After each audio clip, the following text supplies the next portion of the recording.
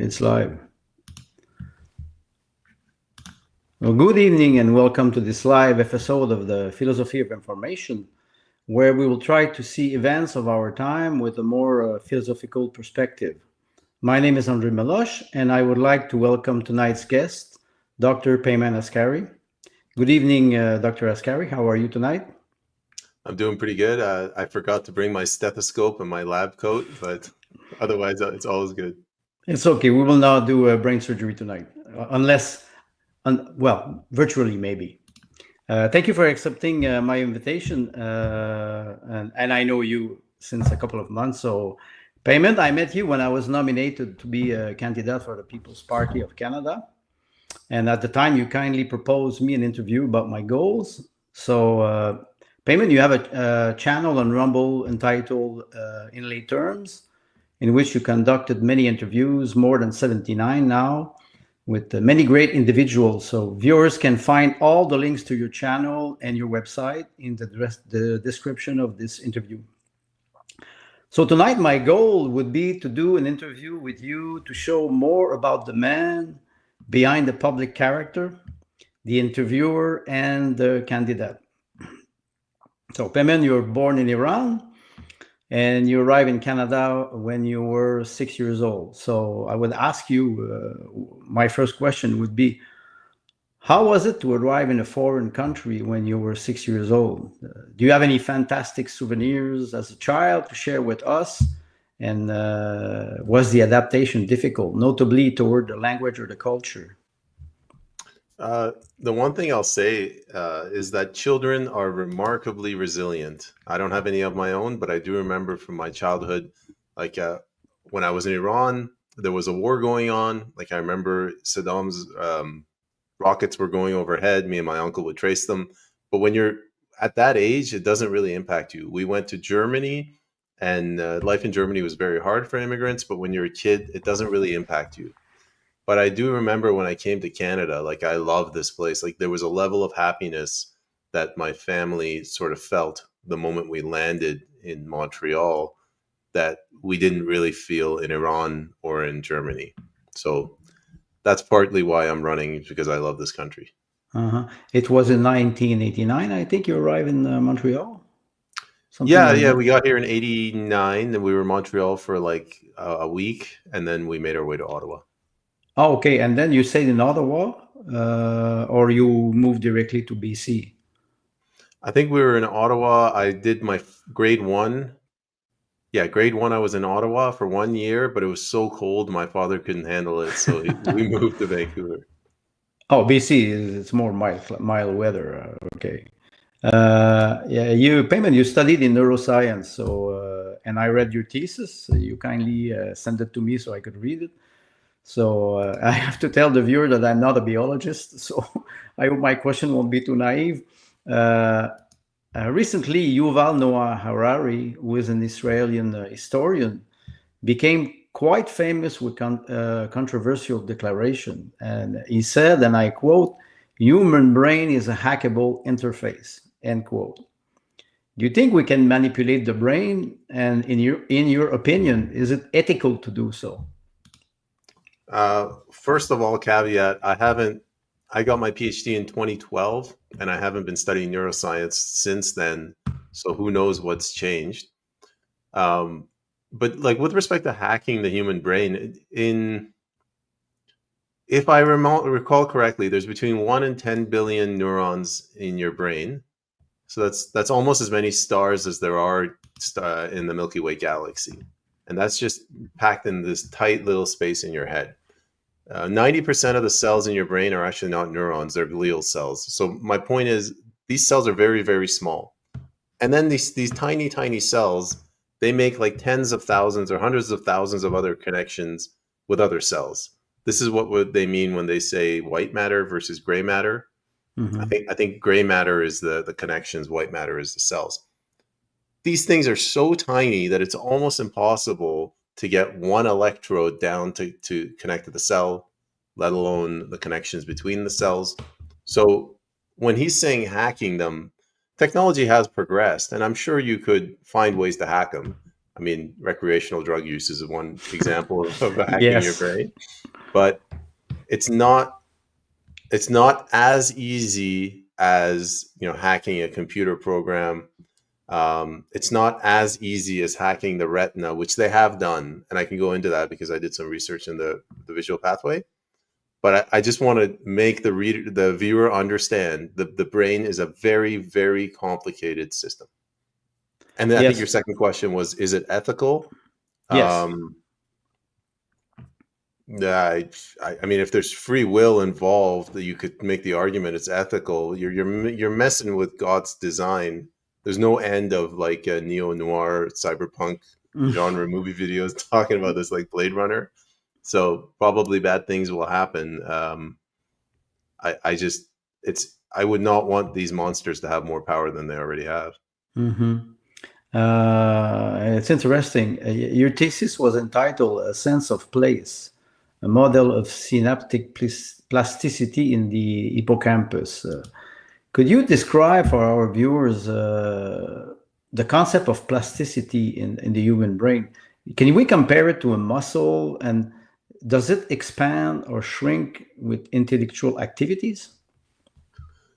Yeah, I can go into detail. First, let me make an admission that that title, I was trying to be edgy and clever, a sense of place. So the part of the rat brain that I modeled, I actually modeled it on a computer, but it's called the hippocampus. Mm-hmm. The hippocampus and the medial entorhinal cortex, which is upstream, is what allows us to be able to navigate around a room, to move around. Like it's basically it's the Google Maps of your brain. It's what Google Earth. It's a GPS, Yeah, yeah, it's a GPS, but but in it's three also dimensional. it is, yeah, but it's also a speedometer. It's also a compass. So your directional cells are in that area as well. So that's why I called it a sense of place. For plasticity, like the brain kind of again, I'm no longer an expert in this field, but your brain develops in multiple stages. When you're in the womb, a lot of things are hardwired. When you're a baby, a lot of the things are hardwired trained. And then when you get older, like you and I, for us to remember things, to learn new things, learn philosophy, languages, whatever, you rely on something called synaptic plasticity. So you have one cell, you have a second cell. These two cells have a connection, and then you can modulate that connection in different ways. So I'll give you how do I do this without boring the audience?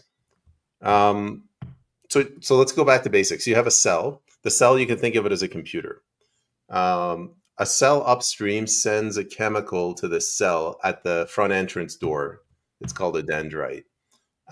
This signal that gets there is like a key. It opens the door, and when you open the door, a whole bunch of things flood in.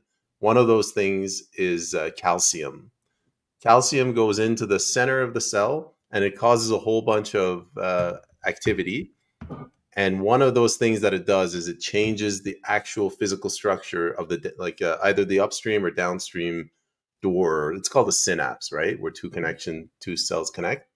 You can make it bigger. You can make it so that the more chemicals come in, it's more efficient, or you can create a new sort of connection between the cells. There are many other ways that I can go into, but let's leave it at that for now. Okay, it's interesting, and that there are many analogies between the brain and electrical concept. I studied electronics, so I understand what you mean. In your thesis, you wrote about the neurotransmitter mechanism, and you wrote the strength of communication between two cells was more discrete than it was continuous, end quote. Discrete, when I studied electronic, we call discrete component a device that can amplify, a transistor that will permit or interrupt an electrical current. When you mention, you describe a figure illustrating the flow of chemical of neurotransmitter. Can we compare those two concepts? Because the transistor is a way to amplify a signal, or to cut like a triac, it's a way to control. So can we compare this when you were talking about the synapse? Rather than answering the question, can I take like 5 minutes to explain how a cell works? Of course. The cell gets a signal, comes in from the door, the entrance door, the dendrite. Cells are like, you know what? I'm just going to start right from the beginning. There's something called a fat cell, a lipid. It's a type of fat cell. It looks like a bobby pin, like a sperm cell or a tadpole. And if you put that pin on the table and you stretch it out into a line, you get a lipid line. If you take that line and you move it, like you sweep it up, you get a lipid layer. If you do it on both sides so that the bobby pins are pointing tail to tail and you got two layers, it's called a lipid bilayer. That lipid bilayer is completely impermeable. You could think of it as saran wrap. So nothing gets through, not water, not molecules, absolutely nothing, not neurotransmitters, not mRNA vaccines. And you can take this lipid bilayer and you can wrap it around the cell and you get the cell membrane. So the cell is a waterproof sort of thing. It's an organism or whatever, life form. And whatever's inside the cell, let's call it the saline solution, it's got a different composition than whatever's on the outside of the cell, your brain fluid. So I can't remember what it is, but the inside I think has less sodium than the outside. Yes, I know and that. The outside and the inside has more potassium than the outside. You need a balance between outside and inside, I think. Well, they're different. They're different for a reason. So you have proteins within the cell membrane, the lipid bilayer, that work day and night. They take sugar from your food and they're pumping these chemicals out. So I can't remember what I said, but like they take sodium, they pump it into the cell, and they take potassium and they pump it out of the cell, so that there's a different concentration. And then when that signal comes at your front entrance door, the dendrite, and they unlock that door. I said you open the door and things come in. There's a massive the concentration is just different, and what do you call it? Thermodynamics takes over, and chemicals start rushing in and chemicals start rushing out. And then when that happens and the electric potential is different, you get a gradient, like you get a voltage basically across the cell membrane. And that voltage from there, physics takes over. It's like dropping a pebble in a pond and it ripples out. So you have one door that's open, you got this tiny little pebble. Well, if you have, for whatever reason, like 1,000 neurons target that one neuron at the same time, you get 1,000 doors that open and you get 1,000 ripples of electrical field that go down the tunnel from the entranceway to the center of the cell. This is called the nucleus. And then the center of the cell has a special type of doors. These doors aren't opened with a lock and key chemical. They're opened by electrical potentials. So you could think of it as like a fob, like you put a fob on and as this electrical potential comes in, they act like a fob and they start opening these channels. And these are sodium channels, and sodium, if I recall correctly, starts coming in. And when it starts coming in, it shoots up the voltage of the cell. So when you shoot up the voltage of the cell, more of these doors open. And if they don't have time to shut off quick enough, so many open that it causes a positive feedback loop, that more sodium comes in, more of these doors open, and it's like a chain reaction. And that's what we call an action potential. And that action potential goes down the tube that exits the cell, called the axon. And along the way, you have more of these things that are triggered. Action potential. It's called saltatory conduction. So you repeat what happens in the cell down that tube. And the reason you do that is it's to get around the signal degradation, the voltage drop. Eventually, you'll get to the end. So now you have the exit door. And when you get to that exit door, you cause another reaction. This is like nanotechnology, where you have these little soccer balls, and inside the soccer balls are these little tennis balls. They're called vesicles. That soccer ball fuses with the exit door, and when it fuses, it releases those tennis balls called neurotransmitters into a gap between that exit door and the downstream entrance door for the next cell, and the process repeats. So when you're asking me if it's discrete, those tennis balls are the discrete part I was talking about. Okay, it's interesting, and it makes me think about one question: what's the speed? Because this is the way to, would say, to send the signal for a movement. Is it nanoseconds? Is it because what you say, it is the signal is amplified to because you want to counteract the voltage degradation. So I suppose it's instantaneously. I Must think be actually very fast. it can't be nanoseconds. So the electric field, don't quote me on this, but I'm pretty sure that moves at the speed of light. Mhm. Not the electrons don't move at that speed, but the field does. But the problem is that field, that propagation, that saltatory conduction, it has to physically open this protein gate, and there's another one that closes. So that takes some time. If you want a metric, like I think your ear is able to tell about 5 milliseconds apart. You can get some you can get it down to like a millisecond, but I don't think we're down to the nanosecond range. Okay. That's interesting because we refer to how we can monitor the brain, or how we can understand the way it functions. In ancient time, the human body was sacred in civilization, and dissection was forbidden.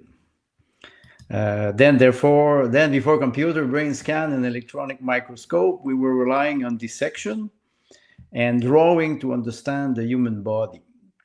So, and it is funny because in all science fiction movie, we often see a scientist. You mentioned electrode, introducing electrode in the brain of his subject, and most probably killing him all the time because it's Hollywood. But now we use less fantastical procedure and more realistic modern technique like virtual dissection with computer model to represent an anatomical shape. You use, I think, statistics and data analysis method to understand the anatomy.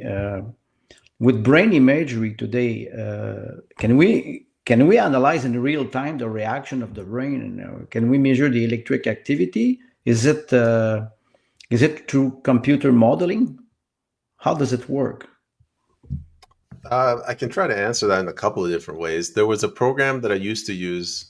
This is again a decade ago. It was called Genesis. I think they were trying to be clever, but you can model one single neuron using the application. So you use tubes. So the cell body would be a tube, and it's got a resistance against the membrane, and you can put an insulator around it, the voltage, all of these things, the fluid.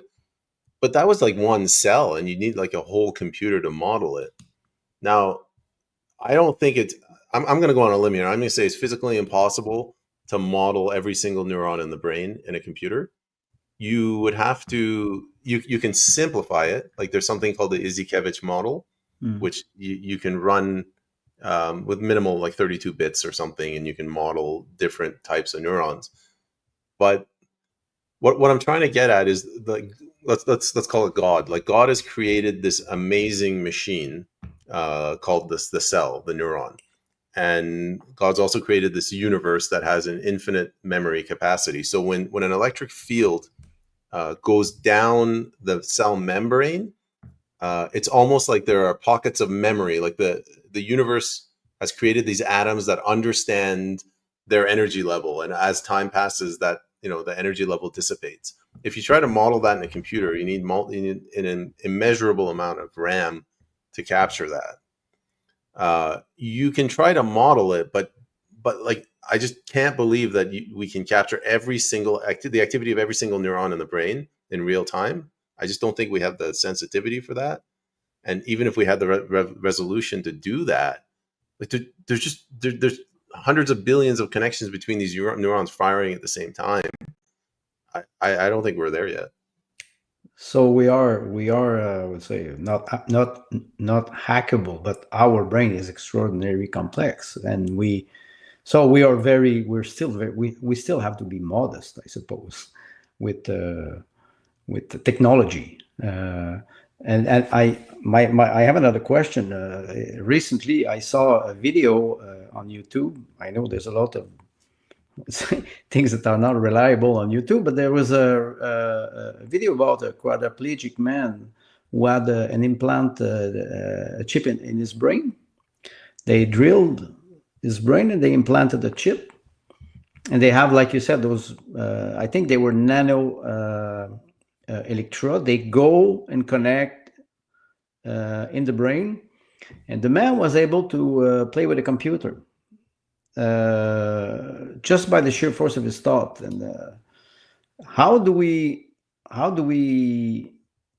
that work? I think there's a representation of programming. I think a couple of days ago we had a conversation together, and you were talking about API, which is a programming interface between the electronic microchip and the brain tissue. So is it possible how does that work? When the electrode goes inside, how do you model this? Because I suppose it is an electronic component that is in the chip. So they connect inside, and after that, they recognize the pattern. Is it through a computer program? It seems to me like it's a science fiction. Yeah, it does to me too. I don't have much experience with that. So the experience I had with probe, whatever they call it, in vitro or in vivo, like you get one cell out, you put it in a petri dish, and you pierce the membrane. This, what you're describing, I have no idea how they did it. If I was going to guess, maybe they're using some sort of chemical rather than probes. But that's directly interfacing with the neurons. That's very ambitious. There are other ways that you can influence the brain without directly interacting with the neurons. There was a case where a blind guy, I love this one, a guy was blind all his life, and or did he lose his vision? Anyway, they took it's his face with a series of pins on it. So if any of the kids from the 90s, if you remember that tool where you hold it sideways and you put your hand in it and the pins come up in the shape of your hand, they took that and they put it on the guy's tongue, and they hooked it up to a camera and they mechanized it. So whatever the guy saw, it would activate those pins. And they put this guy on this guy's tongue for like a couple of weeks, a couple of months. And after a while, his brain managed to rearrange itself so that he could see the world through his tongue. Yeah, and the way he explained it is, he goes, he can feel, like it was a sensation, it was an emotion, like touch, taste, but he could see the world through his tongue.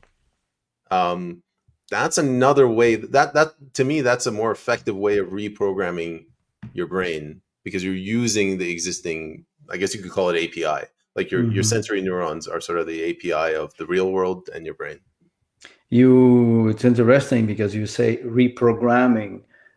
Do we refer to, like you said, the plasticity of the brain, the fact that the brain can be reprogrammed and reorient some sensation, like you said with the tongue? It's quite fascinating.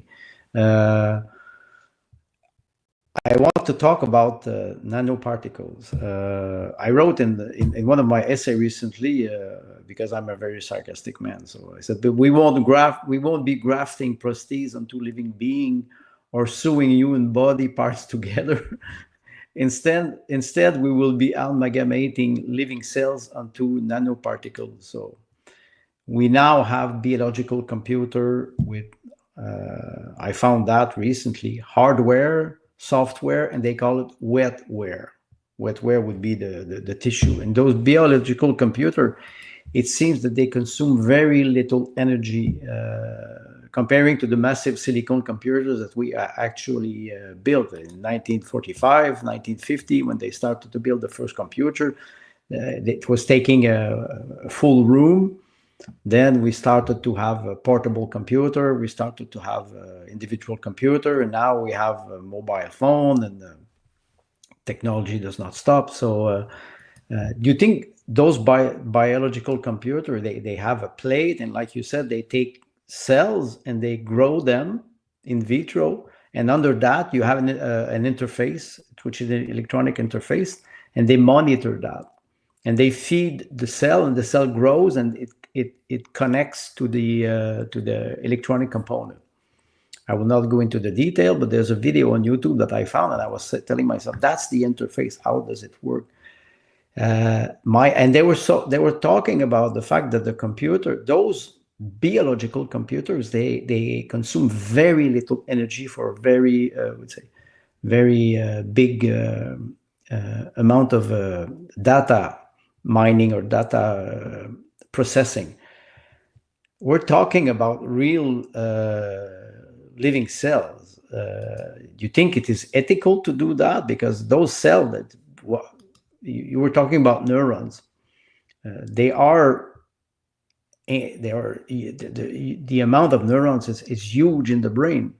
How we will compose with that? Will they start to take some human cell and start to grow them in vitro and then connect this to an electronic interface, and the nano size of it, which is 10 minus 9. So you think it is ethical to do that? It seems that we are changing the world. 20 years ago, we were talking, or maybe even more than that, 50 years ago, we were talking about microelectronic. Now it is nanoelectronic. And where's the limit? And are we entitled to do that with living cells? It's a good question. And Andre, I don't really have an answer, but you bring up a good point. What happens if you put enough neurons together and you get a person?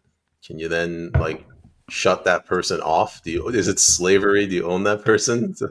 That's my question, because we see it more and more. And the robots, they are equipped with a very, very extraordinary mechanism, but it's not mechanic anymore. It's starting to be biology. So I'm asking myself, that's why I made the reference between with Frankenstein and all this matter, because today they can implant something in you and monitor you. We saw it with the mRNA liquid nanoparticle. I think you can talk about this maybe a little bit, because you said that what was the component that was completely not permeable? It's like insulation. Do you think that with the injection, I would not call them vaccine, but the injection of mRNA liquid nanoparticle, can they interact with the DNA? Can they change we say DNA is is it our soul? But it's our code. And if it starts to alter the DNA, it starts to alter what we are. So what will be the next step? What do you think we should do? Yeah, the DNA, if they start messing around with that, I wouldn't even call that hacking. The end result would be like a zombie sort of scene where everyone starts falling apart, because you can't mess around with the DNA. That it's very, very sensitive, and ultimately you'll just die. But very bad things will happen if they do that. To me, this doesn't seem like a science issue. It seems like a slavery issue. So if they inject you with an mRNA, do they now, and that becomes a part of your body, do they now own a part of your body? And the reference I'm going to make is like Monsanto's, when they genetically modified crops. The crops. And then if any other crops got on your property, now they own technically that part of your property. That seems problematic to me. And in the end, it's going to be slavery. I mean, if all of your DNA gets changed and they own all of it, I don't want to live in that world. Yes, so it means that we lack ethics in this demand of expertise, because it seems to me that we give them a lot of power over us. Medicine has a lot of power over us now. So do they need more power? You answered my question about the modifying the DNA and the maybe harming the DNA. And we all know that psychological manipulation through advertising and marketing, it exists, and it is often used to influence consumers. So, do you think these technologies will increase the power or these advertisers, like you said, will they control us? Or are they already controlling us? Can refer about many technologies. So you and me, we joke a lot about ChatGPT. You're a very good user of those form of artificial intelligence, quote unquote.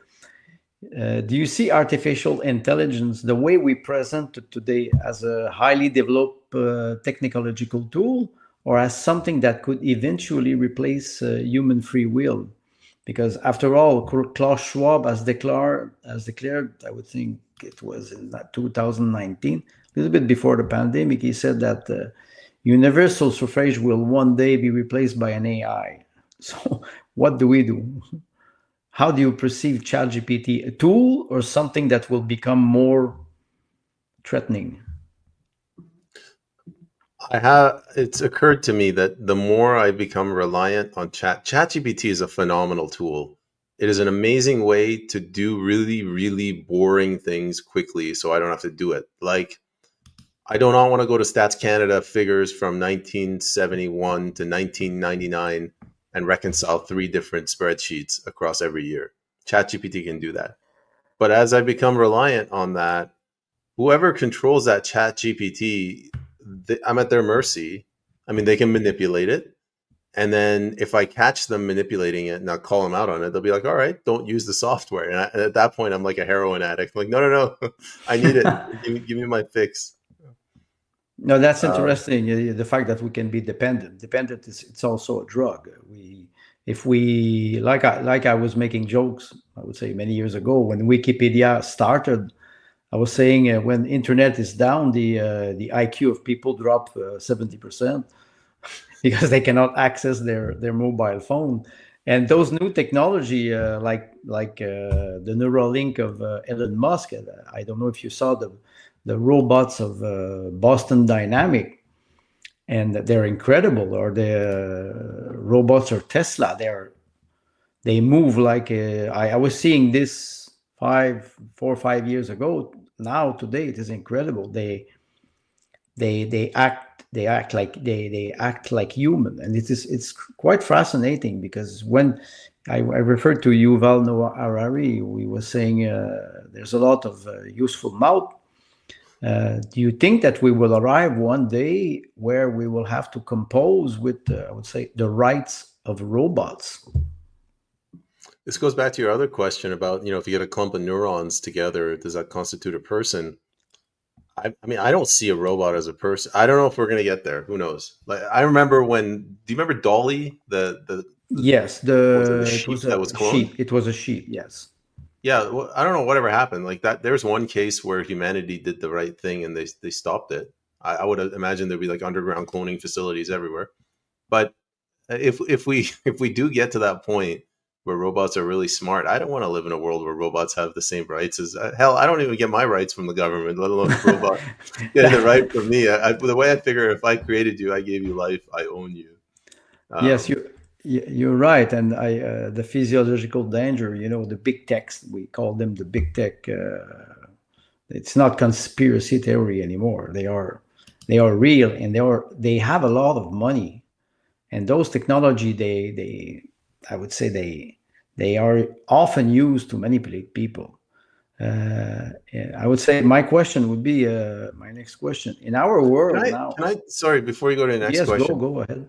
I'd just like to point out there is no rule in the universe that says that all new technology has to favor centralization. Like these, they're not putting out technologies that we're addicted to that require us to go in the middle of a field with no connection to the internet to operate.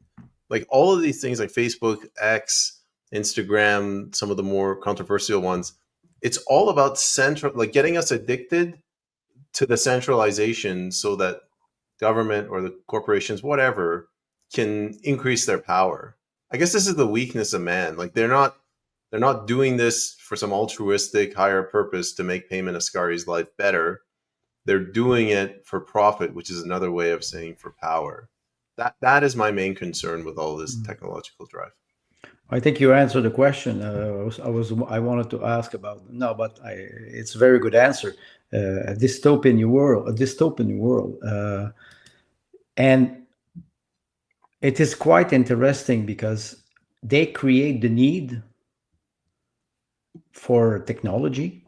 many things that are extraordinary, but do we really need them? And I remember we had a discussion a couple of weeks ago when you didn't have electricity for 2 hours in BC, and you were going nuts.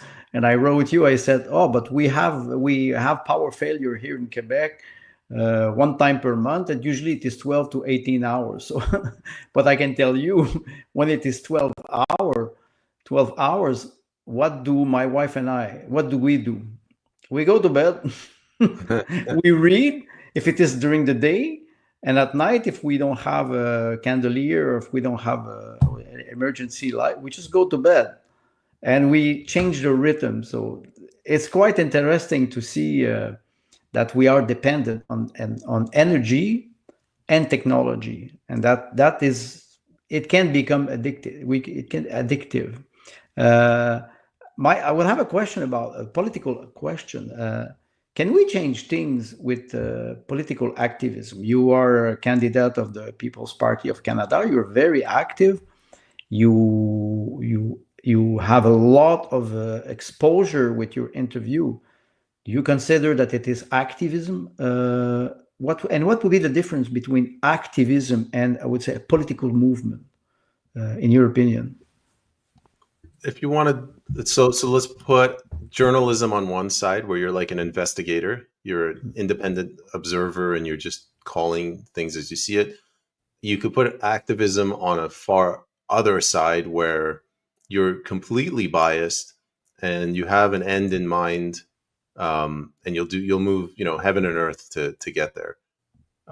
Technically speaking, like a political movement is very close to activism. You try to be objective, like you don't want to lie to people. But I always tell people, I'm not a journalist. Like I know what kind of world I want to live in. Loosely defined, I want property rights, sovereignty of the individual, rule of law, which to me is also sovereignty of the individual, limited government. I want my corrupt criminal politicians to be held accountable. That's kind of like activism. And I bring on people who share my views, and we try to nudge peacefully the country, the state, in that direction. So no, we're not as crazy as these activists. Like an activist, maybe a better word for an activist would be a fundamentalist. Like a fundamentalist, religious zealot who believes everything to the letter, not to the spirit of the text. They are indeed.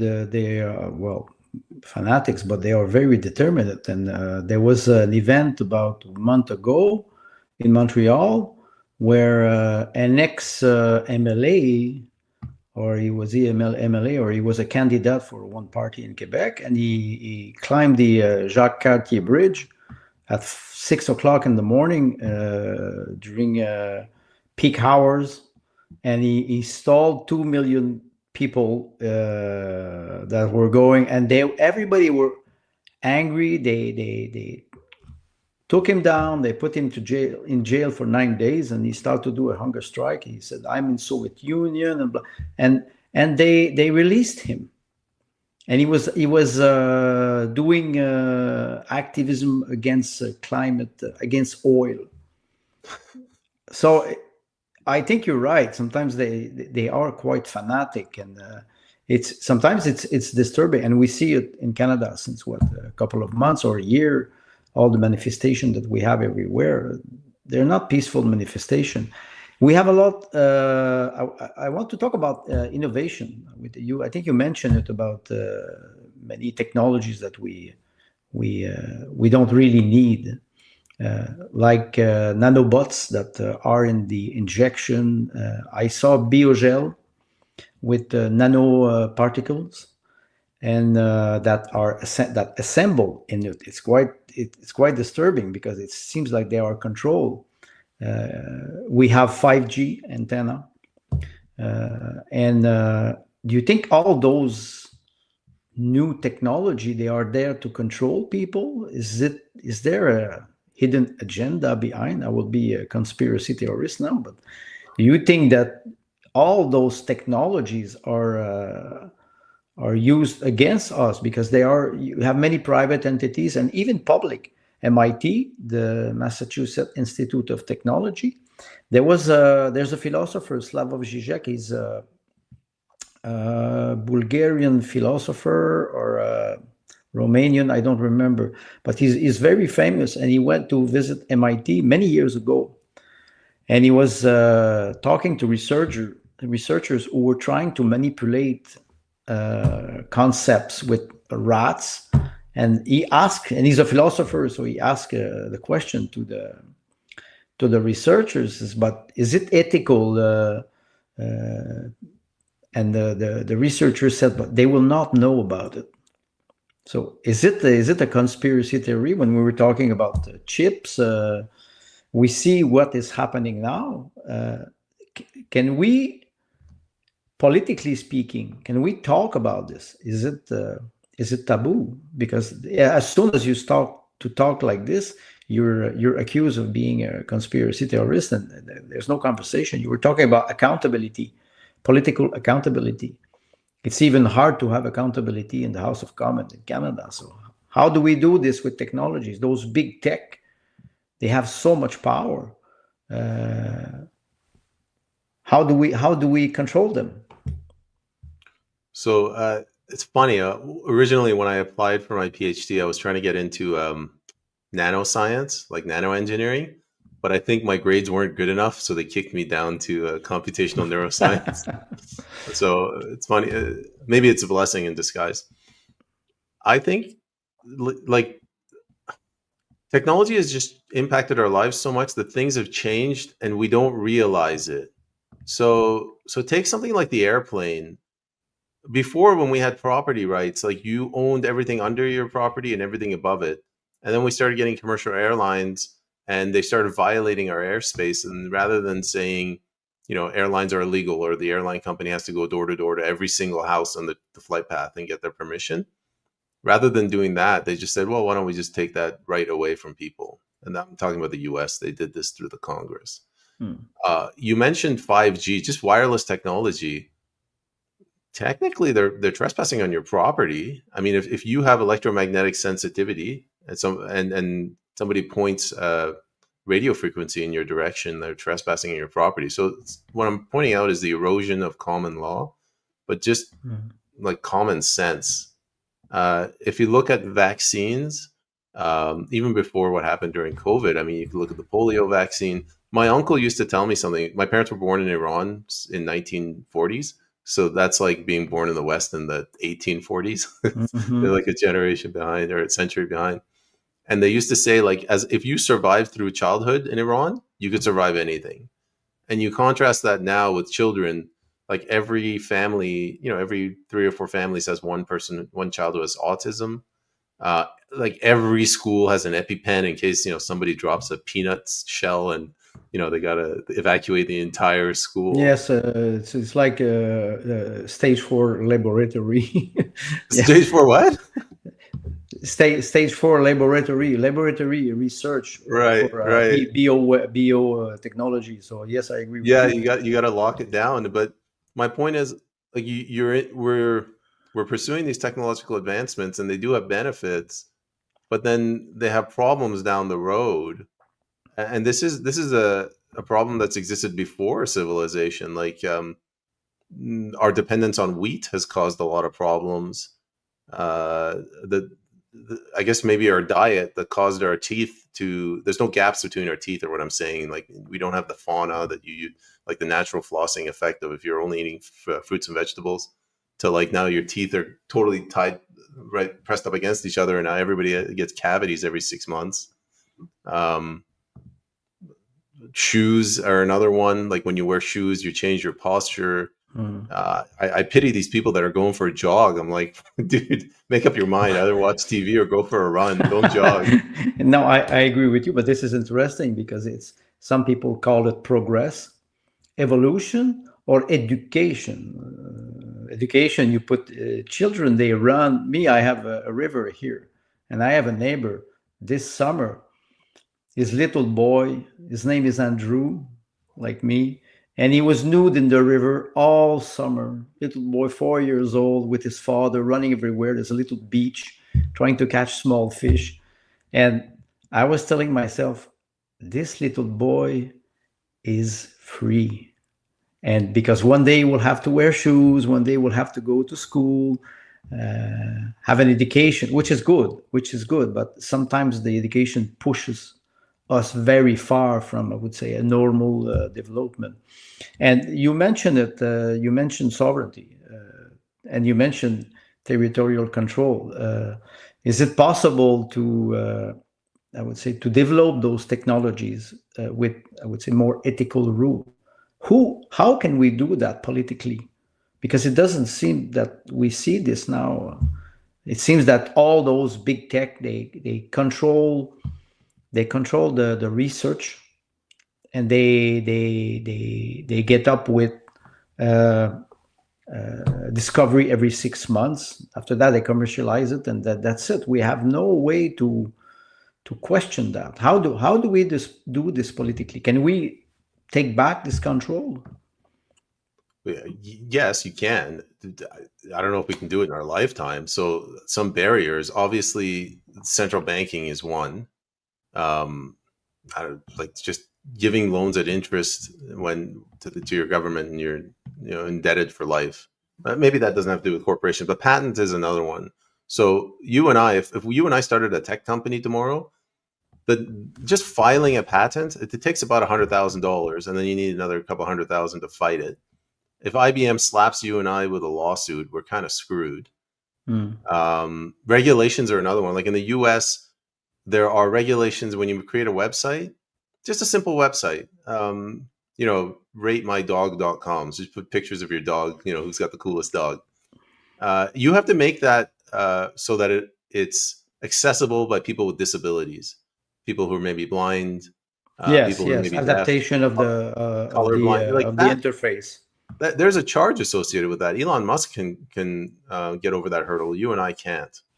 So what I'm trying to get at is it's not the company per se, it's the government, because the government is sort of like the manifestation of force against us. And if the company didn't have that, and we had a functioning common law system where we could sue these people civilly in court, these corporations, and where I wouldn't have to get $1 million lawyer to do so. I think we would be more free. And it goes back to what I said. There's no rule of the universe that says technological advancement has to favor centralization. So blockchain is one example. Blockchain. It's interesting what you're mentioning, but you were in the US, and you mentioned in the US they have this antitrust law, that things that we don't, a law that we don't have in Canada. So those big companies, they can arrive and buy back your startup with $5 or $10 million. You will sell. So maybe it would be a good way to balance the power, because if we are always in the hands of those big tech, they will control everything. And we see it. We had a struggle with in Canada. We had struggle with the news, CBC, Radio-Canada, National Post. They were trying to. I think the Canadian government wanted to pass a law to not break the big tech of Facebook, but to force Facebook to give back the money because they were publishing their content. So, but people boycotted national media, and they went directly to the source. I don't say Facebook or Meta is necessarily a reliable sources, but it's a tool. So maybe, what do you think? Do you think we would have to regulate more those big techs? So I'm gonna say something controversial. I don't think we should regulate things, and I'm very critical of that antitrust law. Maybe it was brought in during Theodore Roosevelt's term. Yes, exactly. Which is ironic, because Theodore Roosevelt kind of teamed up with J.P. Morgan to take down Rockefeller. They sold it as if it was for something virtuous when it wasn't. But we have monopolies in Canada, like the College of Physicians, the BC Law Society, like the engineering societies. These are healthcare as well, maybe to a lesser extent, because you can get some private healthcare. But that's what a monopoly is. Like traditionally, a monopoly is when the government comes in and says, this market is for the exclusive domain of the government, or we'll give out an exclusive contract. But then over time, maybe it was because of the Industrial Revolution or whatever, corporations started picking up steam in the 1960s. They kind of watered down that definition to mean not just people who have an exclusive license to an industry, to people that are successful in an industry. And the problem is not the corporations. The problem is that they've amassed such a huge amount of wealth. So they don't necessarily have to get 90%. Whether it's a monopoly or whether it's an oligopoly, people generally don't like it when a handful of people have like an inordinate amount of wealth. And when people start grumbling about that, they're going to lean into democracy. And when they lean into democracy, you get laws. So if private industry can't regulate itself, if they're too greedy, the end result will be antitrust laws. Antitrust law. So, but politically, are we in democracy in Canada? Because when you refer to those corporations, even union or healthcare system, they're very big. Can we ask ourselves this question? Good question. Technically, we are a democracy, so it's based on a plebiscite. So if you can get 51% of the population behind something, you can turn it around. Without Dominion machine vote, I suppose. Yeah, it might take a while. You might have to get more than 51%. Like you get 91% just to be sure. And it might be bogged down in they might drag you through the courts, for example. It might require a constitutional amendment. So technically, it can be done. But like what bothers me is, as you mentioned, like the unions are getting involved. You got all these NGOs, and the state is basically taken on a life of itself. So now democracy, and this isn't my definition, but it's gone from the will of the people, 51% of the voters, to bring in and enact change, to the institutions that ensure the democratic process. And those institutions would be like the Supreme Court. It would be like lobbyists. It would be like unions. I don't know. It would be the military, NATO, UN, if we go international, things like that.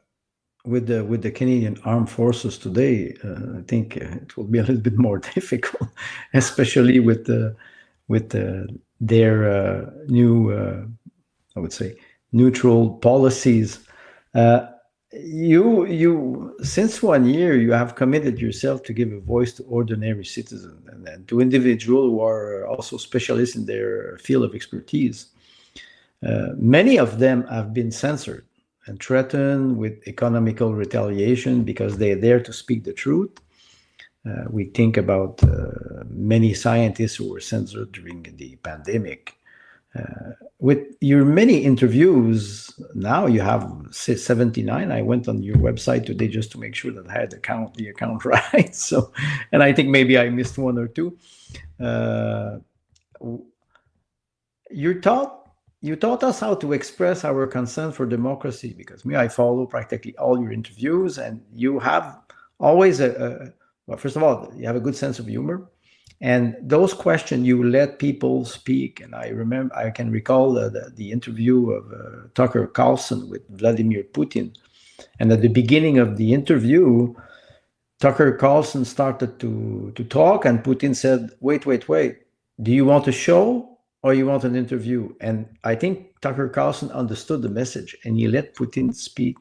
And you act the same way. You ask a question, you let people speak, you react. It is, you were talking about being a journalism.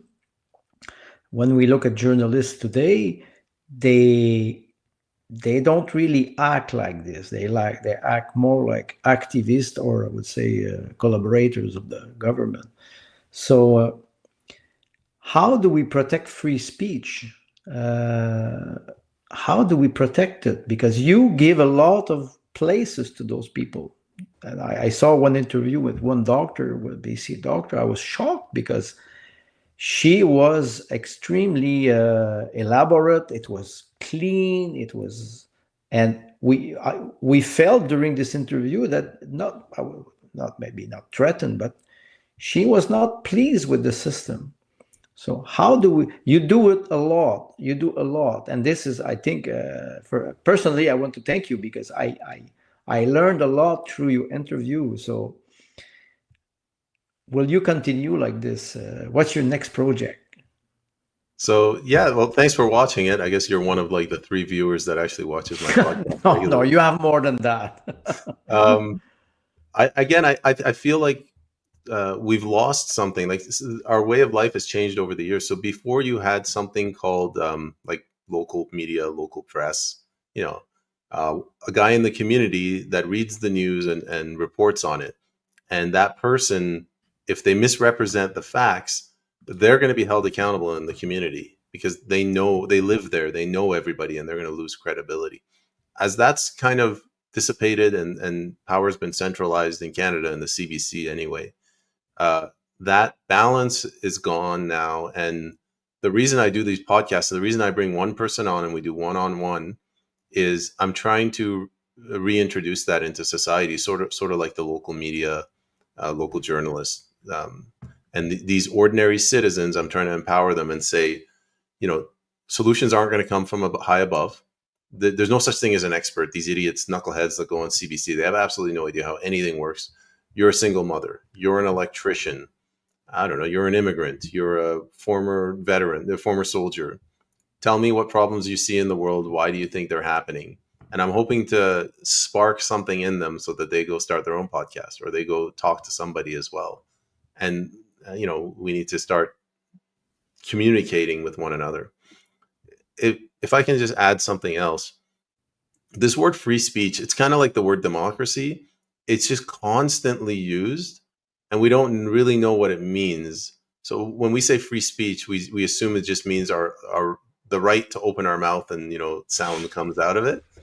That's not what it means. That means you can, you know, you're free to believe whatever you want. The government just, it's not their jurisdiction or their domain or their power to come and police you. And what's happened now in Canada is that we have a morality police. So I'm going to use a controversial word like faggot. If the federal government can come in and say you cannot use that word, I don't see any difference between the government within reason, the government of Canada and the Islamic Republic of Iran with their morality police. They believe homosexuality is a sin, and they will come prosecute anyone. And, you know, women, you know, they can't show their hair. It's all sorts of crazy stuff. I don't agree with. Over here, it's like, it's not there yet, but like heterosexuality in the family unit is a sin, and they're going in that direction. So it's not free speech. It's telling the government to go pound sand. Yeah, like you said, I think it is free speech when we agree with them. Yeah. Or we agree with the official narrative. You could say the same thing about Iran, though. Yes, it is. If you believe that the woman belongs in the kitchen, you can say whatever you want. Exactly. How can we help you create a stronger voice for Canadian? Because you with those interviews, you're starting to have a good exposure, and we see it. I think you should not underestimate the effect. Maybe it's a long-term effect. So how can we help you? Maybe, like you said, maybe we should just register to your podcast first, but individually, what would be the message you would give to you would tell to Canadian? So the message I tell them is basically the advice I would give the People's Party headquarters, national, if they're watching this. We have to follow exactly what the US did in the 2024 election, from 2020 to 2024, where they made politics sexy, they made it fun, they made it engaging. So we need to get all the young people, all the young podcasters talking to each other. We need to stop criticizing each other. Not so much because I want everybody to love each other, but it's tearing apart the freedom movement, the populist movement. All hands on deck. We need charismatic people to go out there and start talking to the youth, maybe even the older generations. But Mm-hmm. we need to start having that dialogue, and that is the biggest threat right now. And I'm going to put my political hat on. That is the biggest threat right now to the unit party. They love doing what they're doing. So if you look in Parliament, it's a complete circus. It's a clown show. Nobody answers anyone's questions. Pierre Poilievre today, he thought he was being clever. What did he call um, uh, Maserati, Maserati? What did he Maserati call Marxist. Maserati Marxist? Well, No, that's very clever. I could have that's never thought clever. of it. That's That amazing. that that's I would say that's an oxymoron, but maybe it is not. Maybe it is But not. it's like a limousine liberal. But my point is that has no place in the parliament. So what we need to do, and some Canadians have already started doing this, the National Citizens Inquiry, Mhm. it is a parallel legislature. They can't legislate yet. They can't pass laws, but they're doing what the legislature is supposed to do, bringing on ordinary Canadians and asking them for their advice, their input on what's wrong going on in Canada. Not this circus clown show in the parliament right now where people get up and they insult one another, and then the people are they're seal clapping in the background, whoever's on your team. Yes. And that's actually where I got my inspiration, because I volunteered for the National Citizens Inquiry. That's where I got the inspiration for my show. You mentioned the National Citizen Inquiry. It will not be a critic. I would say it would be an observation.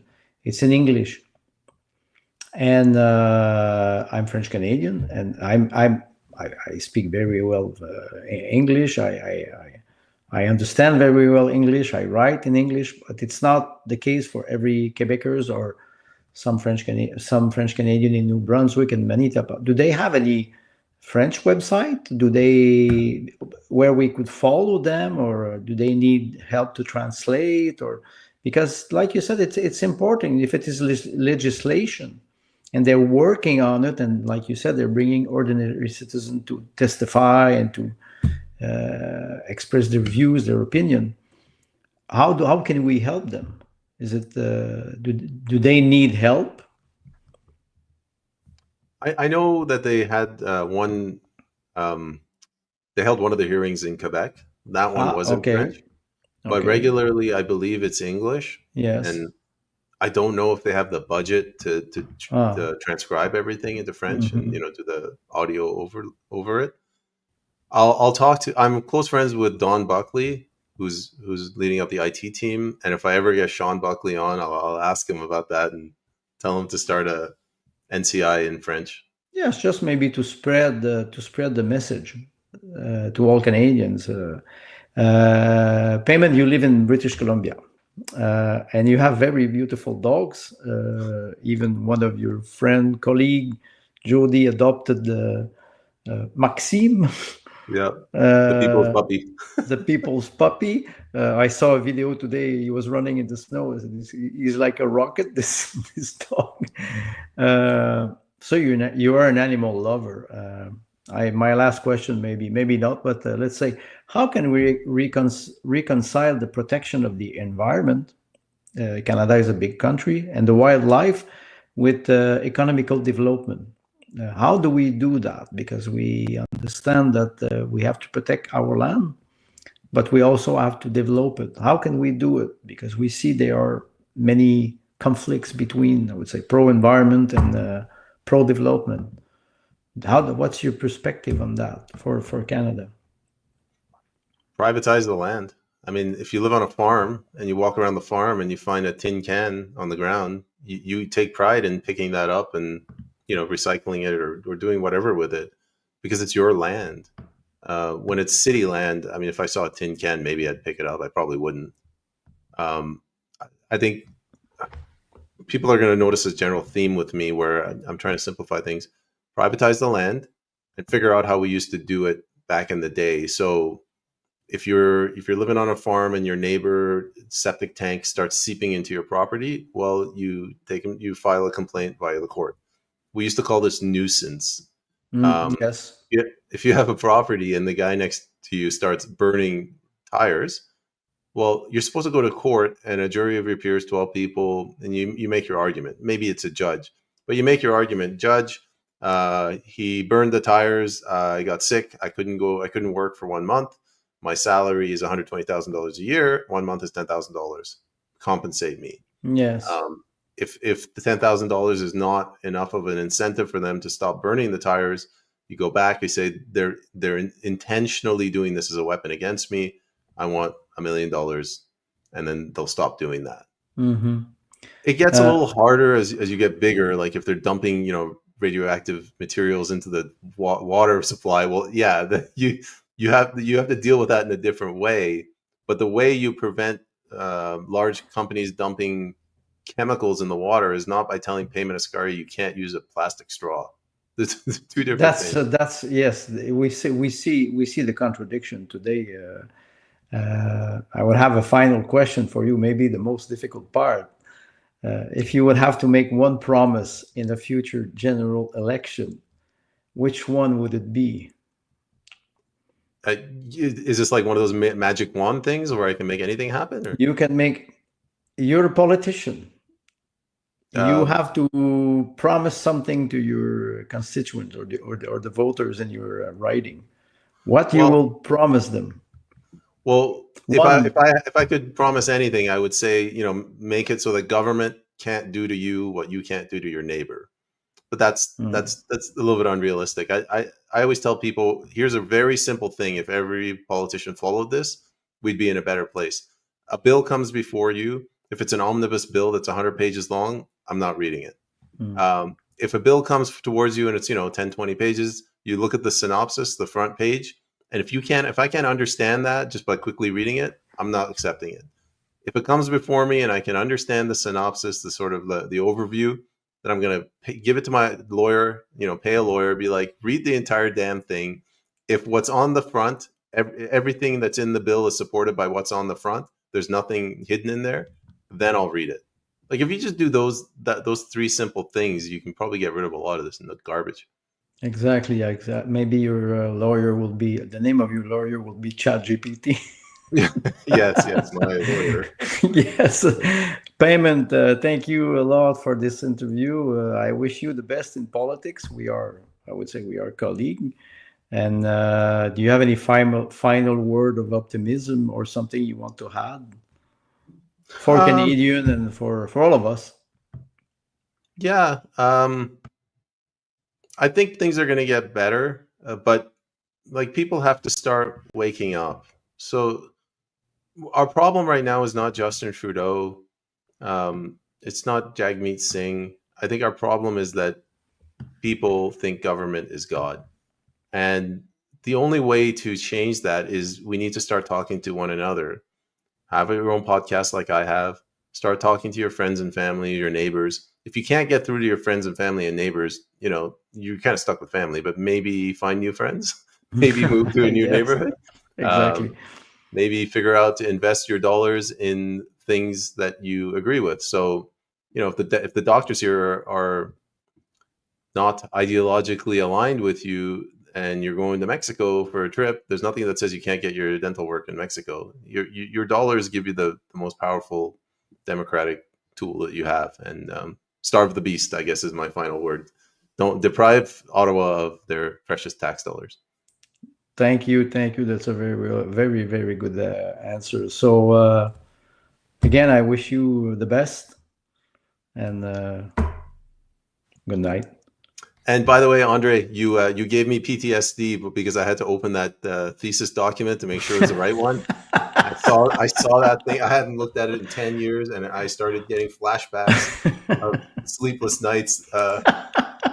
If I can tell you one. But that was the purpose, because presenting you as a scientist, as a doctor with a thesis is also but it had to be complementary with your commitment to politics and your I would say your interviewer job. So I think it was important, and that's what I wanted to do, at least to understand also who are you, Peyman Askari, because we know each other since 6 months now, and we talk to each other a lot.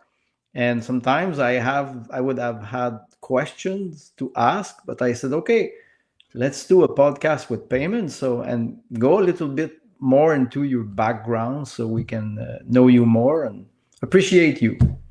So I want to leave with a funny story. I was never a good student. Something about me, I was never good with academia. I had 4 years to write this PhD. December 10th, 2006 to December 10th, 2010. November 10th, 2010. So 1 month before I'm supposed to turn this PhD in, I wake up and I look at the calendar. I'm like, holy crap. I haven't done a single thing in 3 years and 11 months. All I did was play video games and I don't know, go to house parties or whatever. So I almost had like a nervous breakdown, but I was like, should I drop out or should I just do this in a month? I was like, you know what? I'll do a thesis in 1 month. How hard could it be? Every day I woke up at 4 a.m., working my ass off. I get home at 10 p.m., close my eyes, and then the anxiety kicks in. I'm like, this isn't going to work. So I'd walk around the corner. There was a late open liquor store. I get a bottle of vodka from Champagne Charlie's. And it's the only way I got through. Midnight, I go to bed. 4 a.m., wake up. The whole thing repeats again. So terrible student, but at least, something to be said about doing a PhD in 4 weeks. Maybe you should write a book about it. Sure, yeah, 4 weeks, right? Okay, thank you, Peyman, and thank you for this. Continue your very great work with your interview and your commitment with in politics. Well, thanks very much for having me on, Andre. It was a pleasure. Good night. Good night.